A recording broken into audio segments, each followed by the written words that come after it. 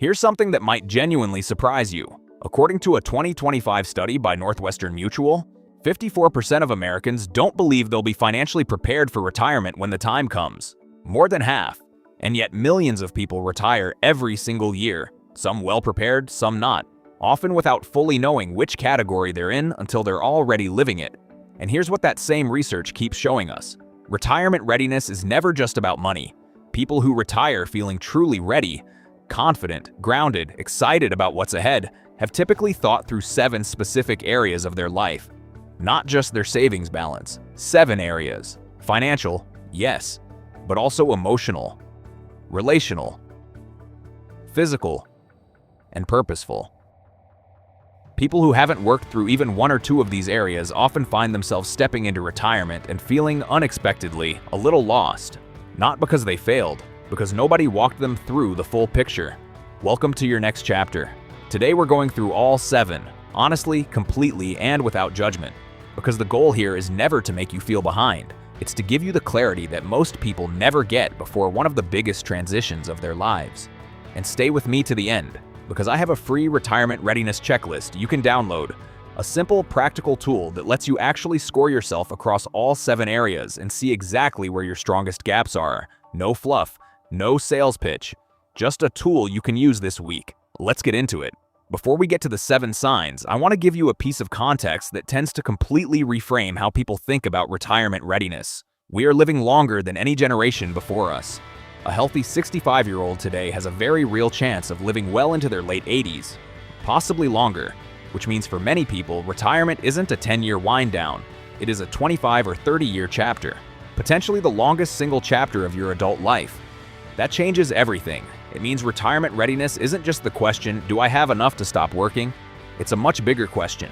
Do I have the financial foundation, the healthcare plan, the social structure, the sense of purpose, and the emotional clarity to genuinely thrive for the next 2 or 3 decades?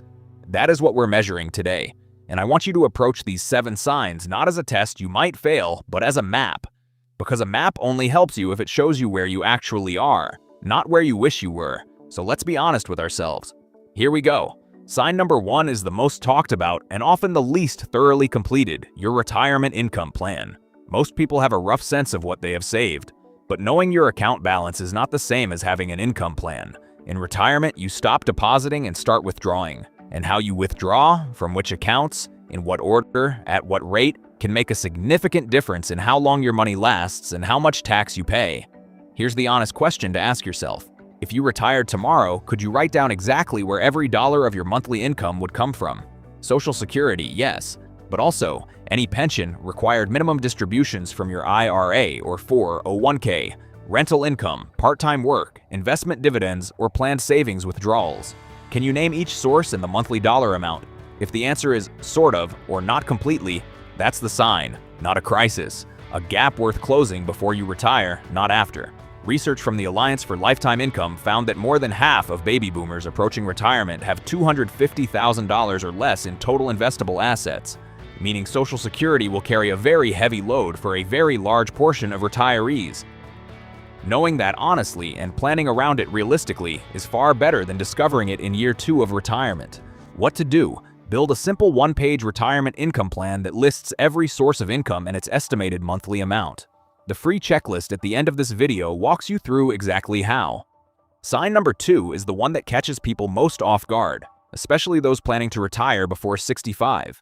Healthcare, specifically the gap between when you stop working and when Medicare begins at 65.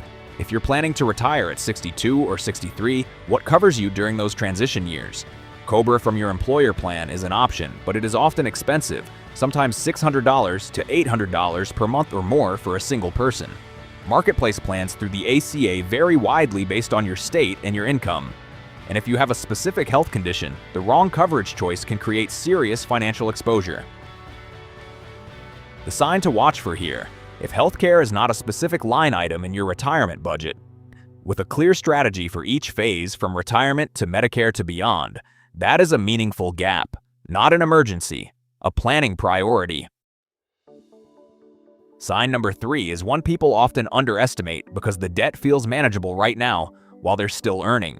Carrying significant debt into retirement is a fundamentally different experience than carrying it during your working years. When you're employed, debt payments come out of income that keeps replenishing every 2 weeks. In retirement, those same payments come out of a fixed pool that doesn't replenish. The psychological and financial weight is different. The most common culprit is mortgage debt. Millions of Americans are entering retirement still carrying a mortgage.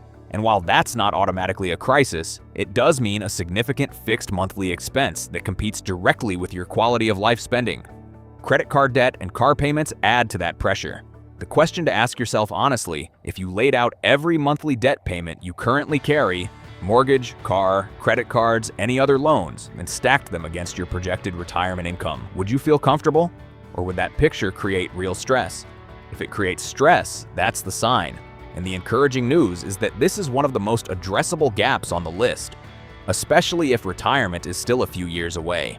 A focused debt reduction strategy in the years before you retire can dramatically change the monthly breathing room you have once you do. Sign number 4 is the one most financial videos never mention, and it may be the most important one on this entire list. For most people who have built a career, work is not just a paycheck. It is structure. It is identity. It is a place where you are needed, respected, and purposeful. When you remove that, even voluntarily, even joyfully, the absence can hit harder than most people expect. Research consistently shows that the emotional transition into retirement is one of the most underestimated challenges people face. Studies have found that a significant number of retirees experience depression, anxiety, or a persistent sense of purposelessness within the first 1 to 2 years of retirement. Not because their finances failed, but because they hadn't built a life outside of work that felt equally meaningful. The question to sit with: outside of your job, do you have things in your life right now that give you a genuine sense of purpose, engagement, and contribution? Hobbies that challenge you, relationships that energize you, a community you're part of, something you're building or working toward? If the honest answer is not really, that is not a character flaw. It's a very common reality for people who have spent decades pouring themselves into their work, but it is worth beginning to build that foundation before you retire, not after. The people who thrive in retirement almost universally have a sense of what they're retiring toward, not just what they're retiring from. Your next chapter isn't just a channel name, it's a genuine philosophy. The most fulfilling retirements are written intentionally. Sign number 5 is closely connected to sign 4, but it deserves its own conversation. For many people, especially men, research tells us, the workplace is their primary social structure, their closest daily interactions, their sense of belonging, their casual friendships. When work ends, that entire social ecosystem disappears almost overnight. Social isolation in retirement is a genuine and serious health concern. Studies published in the Journal of Health and Social Behavior have found that social isolation in older adults is associated with significantly increased risks of depression, cognitive decline, and even shorter lifespan. It is not a soft concern, it is a health concern. The sign to look for: if you think through your current social life and most of your meaningful daily interactions involve work colleagues, people you might naturally drift from after you retire, that's worth acknowledging and actively planning for. The solution isn't complicated, but it does require intention. Volunteer organizations, faith communities, hobby groups, neighborhood associations, fitness classes, local clubs, these are all places where retired people build genuine, sustaining friendships. The key is starting to build these connections before you need them. It is much easier to deepen an existing community than to build one from scratch when you're already feeling isolated. And number 6 applies specifically to those of you who are married or in a long-term partnership, and it is one of the most common sources of retirement friction that nobody talks about before it becomes a problem. Retirement is not an individual event when you share a life with someone. It changes your daily structure, your sense of space, your financial decisions, your social patterns, and your sense of purpose. For both of you simultaneously. And if you haven't had the real, specific conversations about what that looks like in practice, you can find yourself retired and surprised in ways you didn't anticipate. What does a typical day look like for each of you? How much time do you expect to spend together versus separately? If one partner retires before the other, how does that work? Have you talked about whether to stay in your current home, downsize, relocate, or consider somewhere entirely new? Do you agree on how much to help adult children financially? Do you have compatible visions of what a fulfilling retirement actually looks like?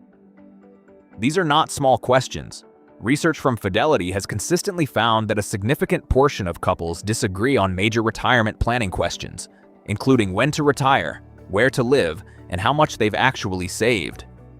Many discover these disagreements after retirement begins, rather than before. If these conversations feel uncomfortable or like they've been quietly avoided, that's the sign. Not a problem with your relationship, just an important conversation waiting to happen. And having it now, with time to actually work through it together, is infinitely better than having it after you've both already stopped working. Sign number 7 is the one most people skip entirely in their retirement planning. And in many ways, it is the foundation everything else rests on. Retirement is a major life transition, one of the biggest most of us will ever make. And like every major transition, marriage, parenthood, loss, relocation, it carries an emotional dimension that deserves acknowledgement and preparation. Some people feel ready and genuinely excited. Others feel a quiet grief about leaving behind something that defined them for decades. Many feel both at the same time, which can be confusing. There can be anxiety about losing structure, fear about whether the money will hold, uncertainty about whether this next chapter will be as meaningful as the last one. All of those feelings are completely normal. The research on retirement transitions consistently shows that emotional readiness, having thought through what you're leaving, what you're moving toward, and what you want this next chapter to actually feel like, is one of the strongest predictors of retirement satisfaction. More than account balance. More than when you claim Social Security. The sign to check. Have you ever actually sat quietly and thought through what you want the emotional texture of your retirement to be? Not the logistics, not the budget, the feeling. What does a good day look like? What brings you joy outside of work? What kind of person do you want to become in this next chapter? If those questions feel unfamiliar or slightly uncomfortable, that's completely okay. Most people have never been invited to think this way about retirement.